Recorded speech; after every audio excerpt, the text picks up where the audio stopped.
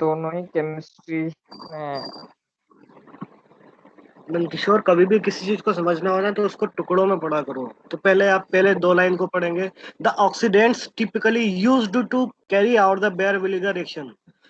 ऐसे ऑक्सीडेंट जिनको यूज किया जाता है बेयर विनेगर ऑक्सीडेशन के लिए, वो है कौन कौन से? हो गया। मेटा क्लोरोपेरोक्सीबेंजोइक एसिड एक हो गया, हाँ, पर ऑक्सी ट्राइफ्लोरोएसिटिक एसिड दो हो गए, और पर ऑक्सी एसिटिक एसिड तीन हो गए।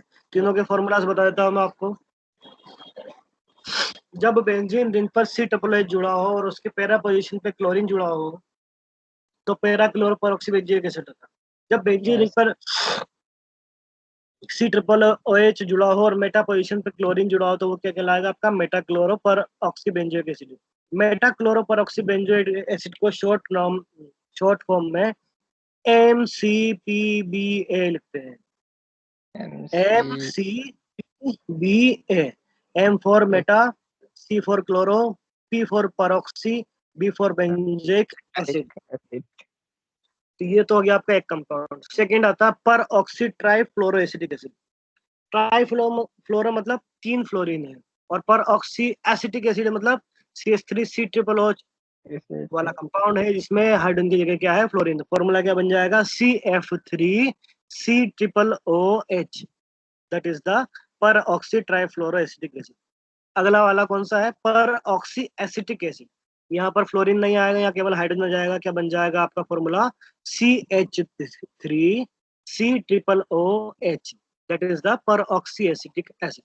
ये तीन टाइप के इन्होंने ऑक्सीडेंट या रिएजेंट्स बताए हैं जो बेयर विनेगर ऑक्सीडेशन में या बेयर विनेगर रीअरेंजमेंट रिएक्शन में काम आते हैं। yes, सेकेंड लाइन क्या कहती है?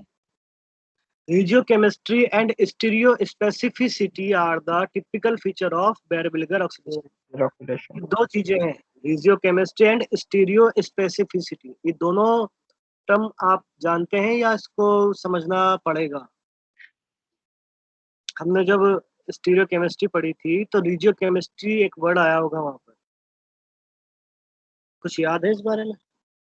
बेसिक में भी पढ़ा होगा खैर आपने ये लोग। रिजियो केमिस्ट्री से मतलब होता है जब मिक्सचर ऑफ कंपाउंड बनते हैं तो उसकी रिजियो सेलेक्टिविटी कि कौन सा वाला कितना बनना है, कौन सा वाला कितना बनेगा, that is known as stereo specificity.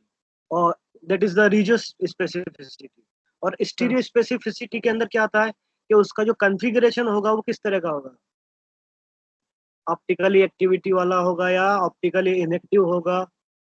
Plane polarise light को डाइवर्ट कर रहा है या नहीं कर रहा है?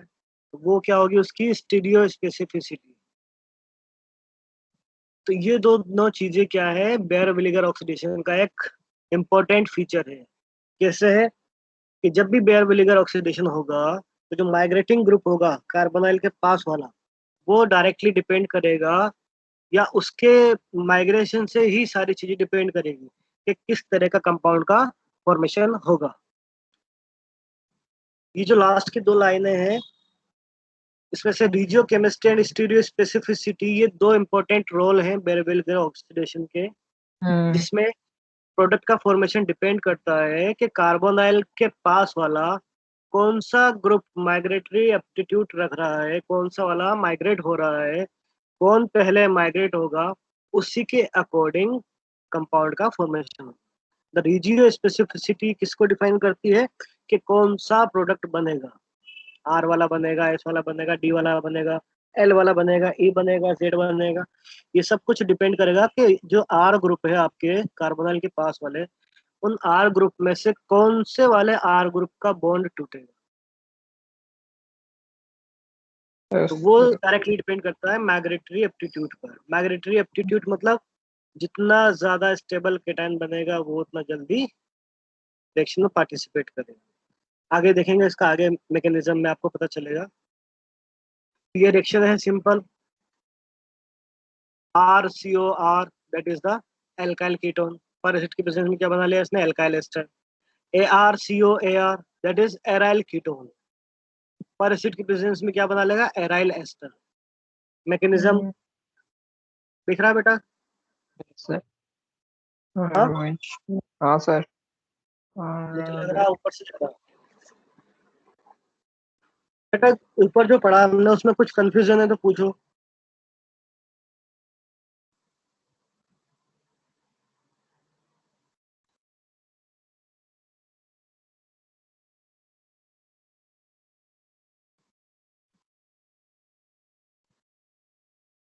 हेलो। सर ये Yes. दोनों ही वर्ड Yes, समझ में sir. आए सर, रिजियो केमिस्ट्री और स्टीरियोस्पेसिफिसिटी। रिजियो केमिस्ट्री तो होता है बेटा, जैसे A+B की आपने रिएक्शन कराई उससे C+D प्रोडक्ट का फॉर्मेशन हुआ, और C हाँ और D का जो मॉलिक्यूलर फॉर्मूला है वो बिल्कुल एक जैसा है, लेकिन उनका कॉन्फ़िगरेशन अलग अलग है, एक R है तो एक S है। तो इस तरह से हाँ वो मिक्सचर ऑफ कंपाउंड का फॉर्मेशन था। उस मिक्सचर ऑफ कंपाउंड को क्या कहते हैं हम? Regio selective mixture. रिजियो ठीक है। केमिस्ट्री। अब उसमें से जब भी रिएक्शन होती है तो या तो C वाला ज्यादा बनेगा या D वाला ज्यादा बनेगा, ये होता इन है ना। दोनों में से एक ज्यादा बनेगा, हाँ वही। हाँ, उन दोनों में से एक आपका क्या होगा? मेजर प्रोडक्ट होगा, मुख्य उत्पाद होगा। तो वो कौन सा होगा, उसकी केमिस्ट्री को क्या कहा गया है? Regio chemistry. कि इन दोनों में से कौन सा वाला ज्यादा बनेगा, वो उसकी रिजियो केमिस्ट्री के ऊपर डिपेंडेंट होगा। यानी रिजियो केमिस्ट्री मतलब कौन सा ग्रुप रिएक्शन में पार्टिसिपेट कर रहा है, कौन सा माइग्रेट हो रहा है, कौन सा टूट के अलग हो रहा है, या कौन सा नया आके जुड़ रहा है। That things are called regiochemistry. उसी के बेसिस पर आपके प्रोडक्ट का फॉर्मेशन डिफाइन होता है कि कौन सा वाला ज्यादा बनेगा, कौन सा वाला आपका मेन प्रोडक्ट रहेगा। That is regiochemistry. अब बात आती है स्टीरियो स्पेसिफिसिटी पे। स्टीरियो स्पेसिफिसिटी यानी कि उसके त्रिविम विन्यास किस तरह से होगा। स्टीरियो केमिस्ट्री पढ़ी है आपने, त्रिविम समावयवता, यस सर। जिसके अंदर प्लेन पोलराइज लाइट को कंपाउंड घुमा देता है, या तो राइट हैंड साइड घुमाता है या लेफ्ट हैंड साइड घुमाता है। अगर घुमा रहा है तो वो ऑप्टिकल एक्टिव है, अगर नहीं घुमा रहा है तो ऑप्टिकली इनएक्टिव है। ध्रुवण घूर्णक है, ध्रुवण अघूर्णक है, वो चीजें पढ़ी हैं, वो इसी के लिए है। स्टीरियो स्पेसिफिसिटी मतलब क्या है? जो कंपाउंड का फॉर्मेशन हो रहा है वो ऑप्टिकली एक्टिव कंपाउंड बनेगा या नहीं बनेगा, या उसके अंदर मिरर इमेज बनेगा या नहीं बनेगा, डायस्टीरियोमर बनेगा या स्टीरियो आइसोमर बनेगा। वो सब चीजें उसकी स्टीरियो स्पेसिफिसिटी कहलाती है। और ये दोनों चीजें रेडियो केमिस्ट्री और stereospecificity Baeyer Villiger oxidation reaction का क्या है? एक इम्पोर्टेंट फीचर है, यानी कि इसका एक मुख्य काम है, मुख्य कार्य है। इसके अंदर जो भी कंपाउंड बनते हैं उनके अंदर ये दो तरह के जो इम्पोर्टेंट फीचर्स है, गुण है, वो दिखाई देते हैं। किस तरह से दिखाई देंगे आगे पढ़ेंगे। तो ये सिंपल रिएक्शन है, कीटोन से एस्टर बन रहा है, अल्काइल कीटोन से, और एराइल कीटोन से भी एराइल एस्टर बन रहा है। किस तरह से बन रहा है इसका मैकेनिज्म देखते हैं। ये मैकेनिज्म आपको शो हो रहा है बेटा? Yes sir.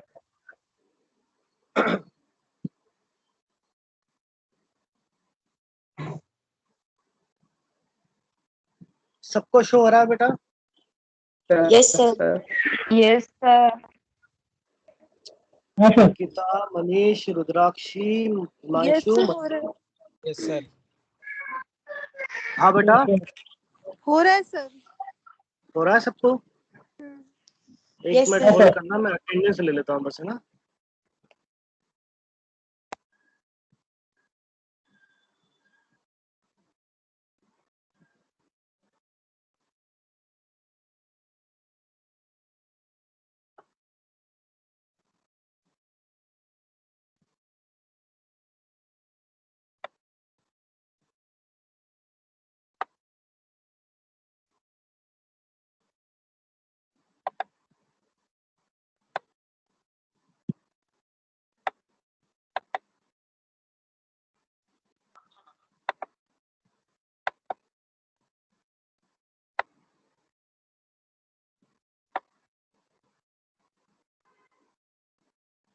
हाँ बेटा, दिखाई दे रहा है सबको मैकेनिज्म? Yes, Yes, sir. तो अंकिता आप एक्सप्लेन करेंगे मैकेनिज्म किस तरह से कैरी हो रहा है आगे। सर सबसे पहले ऑक्सीजन के लोन पेयर ने हाइड्रोजन पे अटैक किया। बेटा ये हाइड्रोजन हाइड्रोजन आया कहाँ से? पर एसिड से। पर एसिड कौन सा है इसमें? कौन सा है ये तो नहीं पता, पर क्यों नहीं पता? ऊपर पढ़ा हमने, 3 तरह के पर एसिड्स के बारे में पढ़ा है, तीनों के नाम बताए मैंने, स्ट्रक्चर बताया है। सर मैं नहीं थी। एक तो है मेटाक्लोरो पर बेंजोइक एसिड, परऑक्सी बेंजोइक एसिड। दूसरा है परऑक्सी ट्राइफ्लोरो एसिटिक एसिड। और तीसरा है परऑक्सी एसिटिक एसिड। ओके। तो उन तीनों में से कोई सा भी एक आप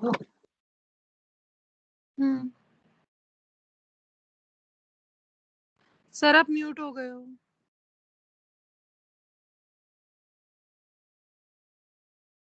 हेलो।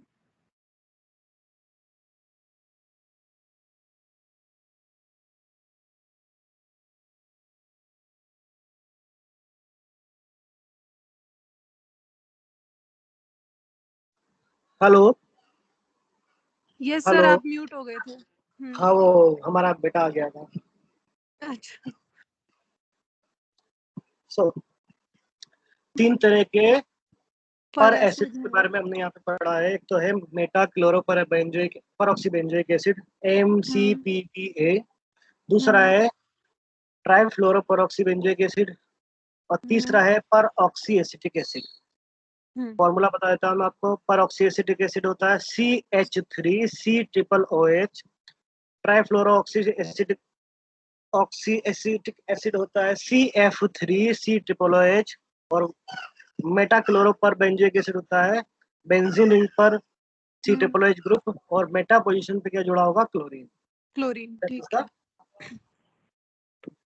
योर पर एसिड्स।